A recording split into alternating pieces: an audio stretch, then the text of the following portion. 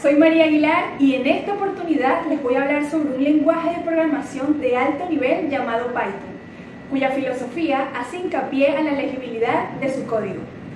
Se utiliza para desarrollar aplicaciones de todo tipo, por ejemplo Instagram, Netflix, Spotify, Panda 3D y otras. Python es relativamente simple, por lo que es fácil de aprender ya que requiere una sintaxis única que se centra en la legibilidad.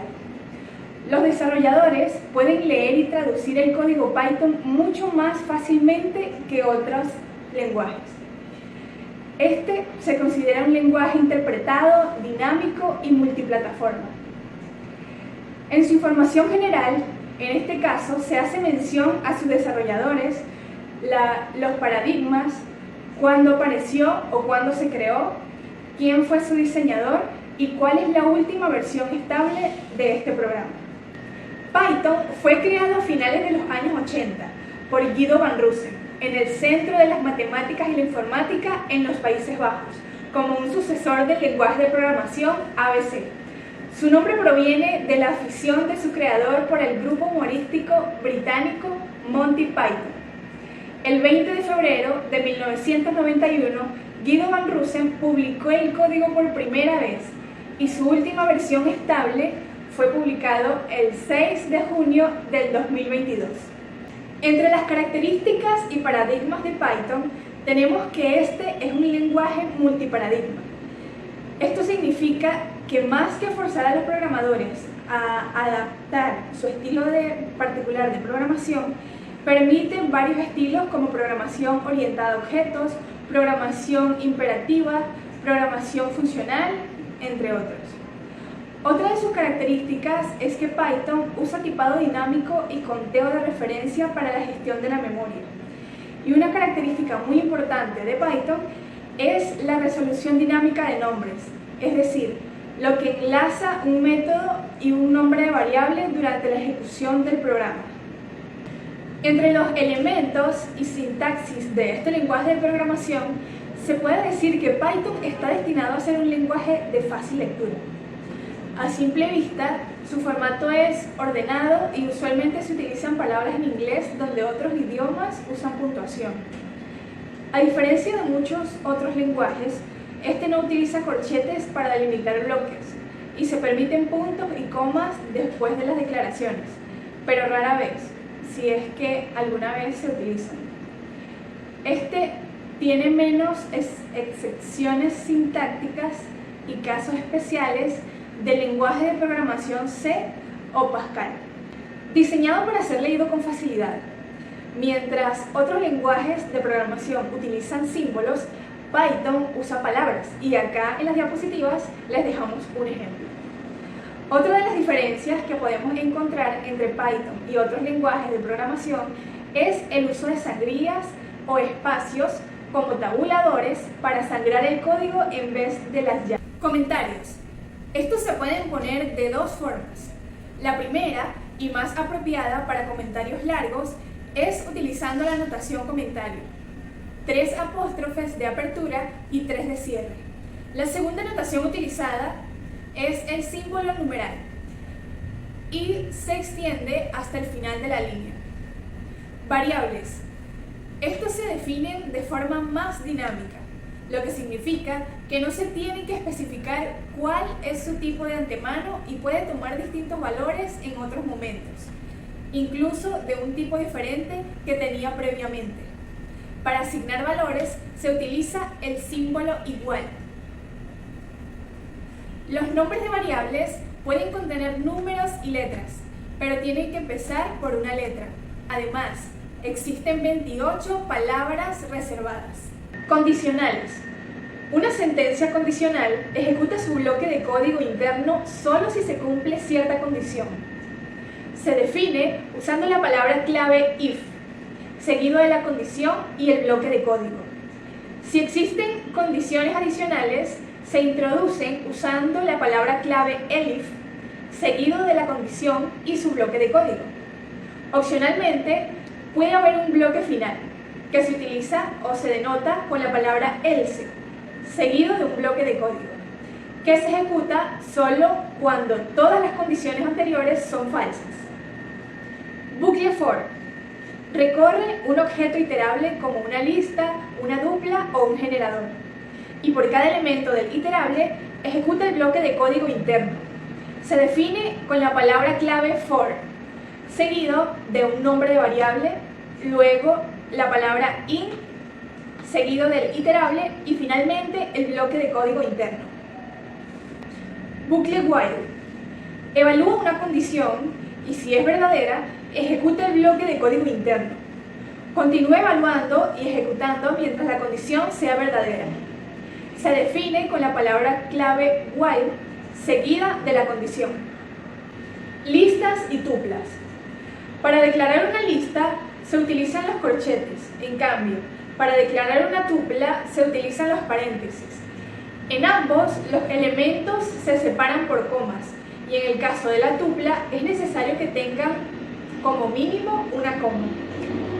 Tanto las listas como las tuplas pueden contener elementos de diferentes tipos. No obstante, las listas suelen usarse para elementos del mismo tipo en cantidad variable, mientras que las tuplas se reservan para elementos distintos en cantidades fijas. Para acceder a los elementos de una lista o tupla se utiliza un índice entero. Se pueden utilizar índices negativos para acceder a elementos a partir del final. Las listas se caracterizan por ser mutables, es decir, que se puede cambiar su contenido en tiempo de ejecución, mientras que las tuplas son inmutables, ya que no es posible modificar el contenido una vez creado. Diccionarios. Para declarar un diccionario se utilizan las llaves. Contienen elementos separados por comas, donde cada elemento está formado por un par. Clave, igual, valor. El símbolo igual separa la clave de su valor correspondiente. Los diccionarios son mutables, es decir, que se puede cambiar el contenido de un valor en tiempo de ejecución. En cambio, las claves de un diccionario pueden ser inmutables o deben ser inmutables. Esto quiere decir que, por ejemplo, no podremos usar ni listas ni diccionarios como claves. El valor asociado a una clave puede ser en cualquier tipo de dato, incluso un diccionario. Conjuntos. Los conjuntos se constituyen mediante sets, donde ítems es cualquier objeto iterable, como listas o tuplas.